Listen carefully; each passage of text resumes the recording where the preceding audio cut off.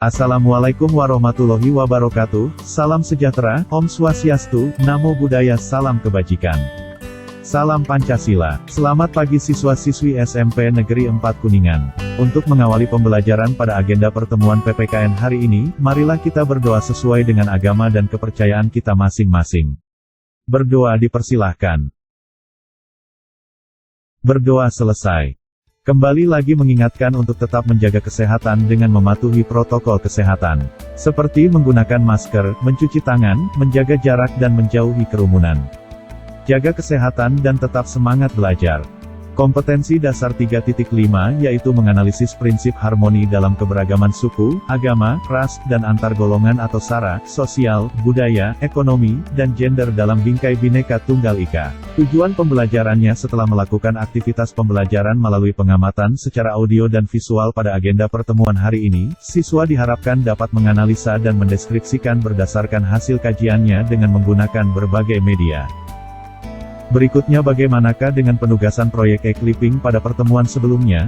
Bapak berharap Anda semua memahami dan mengerjakannya serta mengumpulkan pada link yang sudah disediakan. Baiklah, saatnya kita pada pembahasan materi bab 5 tentang harmoni keberagaman masyarakat Indonesia. Agenda pertemuan hari ini kita melanjutkan pembahasan pada subbab 5 bagian B, permasalahan dan akibat yang muncul dalam keberagaman masyarakat Indonesia. Dan subbab 5 bagian C yaitu tentang upaya penyelesaian masalah dalam keberagaman masyarakat Indonesia. Bagian B, permasalahan dan akibat yang muncul dalam keberagaman masyarakat Indonesia. Tentang masalah sosial, marilah kita simak pendapat dari ahli sosiologi Bapak Surjono Sukanto. Beliau mengatakan bahwa masalah sosial suatu ketidaksesuaian antara unsur-unsur kebudayaan atau masyarakat yang membahayakan kehidupan kelompok sosial. Jika terjadi bentrokan antara unsur-unsur yang ada dapat menimbulkan gangguan hubungan sosial seperti kegoyahan dalam kehidupan kelompok atau masyarakat. Itulah pendapat dari ahli sosiologi Bapak Surjono Sukanto. Berikutnya beberapa hal yang dapat menjadi sumber masalah sosial, yaitu proses sosial dan bencana alam. Masalah sosial merupakan suatu kondisi yang dapat muncul dari keadaan masyarakat yang kurang atau tidak ideal. Masalah sosial dapat dikelompokkan menjadi empat jenis faktor penyebab, antara lain ekonomi, budaya, biologis, dan psikologis. Mari kita bahas satu persatu. Pertama, faktor ekonomi. Permasalahan sosial yang disebabkan oleh faktor ekonomi, misalnya karena tidak seimbangnya antara pendapatan dengan pengeluaran. Tidak tercukupinya kebutuhan hidup, terutama makanan, pakaian, tempat tinggal, dan jaminan kesehatan. Kedua, faktor budaya. Kebudayaan yang berkembang saat ini, banyak dipengaruhi oleh kemajuan teknologi serta masuknya budaya asing. Gaya hidup yang cenderung meniru budaya asing, juga memicu munculnya masalah sosial. Faktor ini harus mendapat perhatian secara serius karena kebudayaan pada suatu negara dapat mencerminkan kebiasaan masyarakatnya. Mempelajari atau mendalami pendidikan agama, dapat mencegah, menyadarkan, ataupun menyaring budaya asing yang masuk. Ketiga, faktor biologis. Faktor ini dapat menyebabkan timbulnya masalah sosial, seperti kurang gizi, penyakit menular, dan lain-lain. Hal ini terjadi karena kurangnya fasilitas-fasilitas kesehatan yang layak dan dapat terjadi juga karena kondisi ekonomi maupun pendidikan masyarakat yang tidak mencukupi. Jadi, sebagian besar kondisi dari biologis masyarakat mudah terjangkit penyakit. Untuk solusinya, pada saat ini, dengan cara meningkatkan fasilitas-fasilitas kesehatan dan memberikan pengetahuan pada setiap anggota masyarakat tentang menjaga kesehatan, pola hidup sehat dan menjaga lingkungan. Keempat, faktor psikologis. Selain ketiga faktor di atas, ada juga faktor psikologis. Masalah dari faktor ini, dapat muncul jika psikologis suatu masyarakat sangat lemah. Faktor psikologis juga dapat muncul jika beban hidup yang berat misalnya dirasakan oleh masyarakat, khususnya yang ada di daerah perkotaan, pekerjaan yang menumpuk sehingga menimbulkan stres, lalu dapat menimbulkan luapan emosi yang nantinya dapat memicu konflik antar anggota masyarakat. Selanjutnya mari kita bahas pada sub 5 bagian C tentang upaya penyelesaian masalah dalam keberagaman masyarakat Indonesia. Terdapat beberapa indikator yang dapat dijelaskan sebagai berikut. 1. Upaya penyelesaian permasalahan sosial budaya. Strategi dalam upaya menyelesaikan permasalahan yang muncul dalam bidang sosial budaya, tentu perlu ada peran serta dari seluruh lapisan masyarakat yang dikoordinasikan oleh pemerintah terkait. Salah satunya ialah perlunya meningkatkan kualitas kesehatan dan kesejahteraan sosial.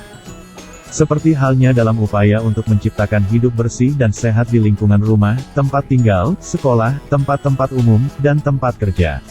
Maka akan memengaruhi kualitas mental dari masyarakat itu sendiri, seperti ungkapan dalam bahasa Latin, mens sana in corpore sano, yang artinya di dalam tubuh yang sehat terdapat jiwa yang kuat. Tentunya ungkapan tersebut sudah sering kita dengar bersama. Termasuk pada saat pandemi COVID-19, kita harus tetap menjaga kesehatan, mematuhi protokol kesehatan dan hidup bersih, serta menjaga lingkungan.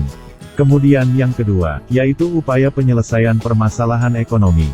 Kita harus mengetahui upaya dalam menyelesaikan masalah ekonomi diantaranya perlu dikembangkan persaingan yang sehat dan adil serta menghindarkan terjadinya struktur pasar monopolistik dan berbagai struktur pasar yang merugikan masyarakat. Untuk itulah pemerintah telah mengupayakan berbagai kebijakan-kebijakan dalam sektor industri, perdagangan, dan investasi dalam rangka meningkatkan daya saing global, dilakukan dengan membuka aksesibilitas yang sama terhadap kesempatan kerja dan berusaha bagi segenap rakyat serta seluruh daerah melalui keunggulan kompetitif, terutama berbasis keunggulan sumber daya alam dan sumber daya manusia dengan menghapus segala bentuk perlakuan diskriminatif dan hambatan. Terakhir yang ketiga, yaitu upaya penyelesaian permasalahan gender. Dalam lingkup kesenjangan gender di berbagai bidang pembangunan dapat dilihat dari masih rendahnya peluang yang dimiliki perempuan untuk bekerja dan berusaha, serta rendahnya akses perempuan terhadap sumber daya ekonomi, teknologi, informasi, pasar, kredit dan modal kerja. Padahal penghasilan perempuan pekerja memberikan kontribusi yang cukup signifikan terhadap pendapatan dan kesejahteraan keluarga, perempuan masih dianggap sebagai pencari nafkah tambahan dan pekerja keluarga. Program pemerintah dalam pemberdayaan perempuan untuk meningkatkan kualitas hidup, peran, dan kedudukan perempuan dalam berbagai bidang kehidupan dan pembangunan, serta meningkatkan perlindungan bagi perempuan terhadap berbagai bentuk kekerasan, eksploitasi, dan diskriminasi. Selanjutnya berdasarkan kutipan dari situs kompas.com menjelaskan bahwa, di Indonesia persoalan pemberdayaan perempuan ditangani oleh Kementerian Pemberdayaan Perempuan dan Perlindungan Anak KPPPA. Kementerian ini membidangi isu-isu terkait upaya-upaya untuk mewujudkan pemberdayaan perempuan dan perlindungan anak. Berdasarkan Perpres Nomor 65 Tahun 2020 yang ditetapkan oleh Presiden Joko Widodo pada tanggal 11 Mei Tahun 2020, terdapat sejumlah tugas Kementerian PPPA di antaranya. 1. Perumusan dan penetapan kebijakan di bidang kesetaraan gender, pemenuhan hak anak, partisipasi masyarakat, perlindungan hak perempuan, dan perlindungan khusus anak. 2. Melaksanakan koordinasi dan sinkronisasi pelaksanaan kebijakan di bidang kesetaraan gender, pemenuhan hak anak, partisipasi masyarakat, perlindungan hak perempuan, dan perlindungan khusus anak. 3. Melaksanakan koordinasi dalam pelaksanaan penanganan perlindungan hak perempuan dan perlindungan khusus anak. 4. Penyediaan layanan rujukan akhir bagi perempuan korban kekerasan yang memerlukan koordinasi tingkat nasional, lintas provinsi, dan internasional. 5. Penyediaan layanan bagi anak yang memerlukan perlindungan khusus yang memerlukan koordinasi tingkat nasional dan internasional. 6. Pengelolaan data gender dan anak. 7. Melaksanakan koordinasi pelaksanaan tugas, pembinaan, dan pemberian dukungan administrasi di lingkungan Kementerian PPPA. 8. Pengelolaan barang milik atau kekayaan negara yang menjadi tanggung jawab Kementerian PPPA. 9. Pengawasan atas pelaksanaan tugas di lingkungan Kementerian PPPA. Selanjutnya masalah pemberdayaan perempuan dan kesetaraan gender menjadi fokus pemerintahan Presiden Joko Widodo dan Wapres Maruf Amin sebab perempuan adalah salah satu kunci keberhasilan suatu negara. Oleh karena itu, pemerintah melihat perempuan Indonesia harus memiliki peran penting dalam ranah keluarga dan masyarakat. Pemerintah merumuskan sejumlah upaya untuk pemberdayaan perempuan sebagai berikut. Pertama, meningkatkan keterlibatan perempuan dalam politik, pemerintahan, dan pembangunan. Kedua, menguatkan perencanaan dan penganggaran responsif gender. Ketiga, meningkatkan akses perempuan dan ibu untuk mendapatkan pelayanan kesehatan dan kesehatan reproduksi, terutama untuk menurunkan angka kematian ibu. Keempat, meningkatkan akses anak-anak perempuan untuk memperoleh pendidikan. Kelima, memfasilitasi peran perempuan dan ibu dalam penguatan ekonomi keluarga. Keenam, memfasilitasi perempuan untuk mengakses teknologi, pembiayaan dan pendampingan inovasi, termasuk untuk merintis usaha dan menjadi wirausahawan. Ketujuh, meningkatkan perlindungan terhadap perempuan dari segala bentuk kekerasan dan tindakan diskriminatif. Kedelapan, meningkatkan pelibatan perempuan dan ibu dalam menjaga tumbuh kembang anak serta pendidikan karakter dalam keluarga. Pemberdayaan menjadi strategi penting dalam peningkatan peran dan peluang perempuan dalam meningkatkan ekonominya serta merupakan upaya peningkatan dan pengaktualisasian potensi diri mereka agar lebih mampu. Sedangkan dalam hal perlindungan anak, upaya perlindungan dan pemenuhan hak bagi setiap anak merupakan kewajiban bagi negara. Upaya pemenuhan hak anak sudah dimulai sejak anak belum dilahirkan melalui pemenuhan gizi bagi ibu hamil. Pemenuhan hak dasar juga menjadi sangat penting dalam menjamin kelangsungan hidup, tumbuh dan kembang anak.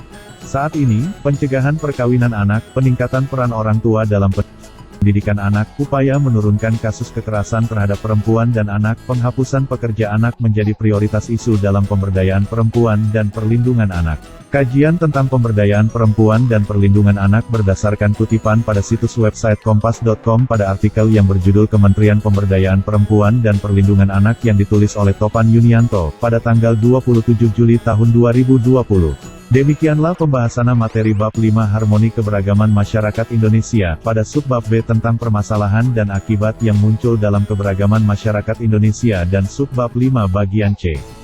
Tentang upaya penyelesaian masalah dalam keberagaman masyarakat Indonesia. Bapak berharap siswa dapat menarik kesimpulan pada kajian materi bab 5 pada subbab bagian B dan bagian C. Untuk agenda pertemuan yang akan datang, kita akan melaksanakan penilaian harian bab 5 secara daring. Untuk itu para siswa dimohon mempersiapkan diri. Terima kasih atas segala perhatiannya. Akhir kata, wassalamualaikum warahmatullahi wabarakatuh. Sampai jumpa.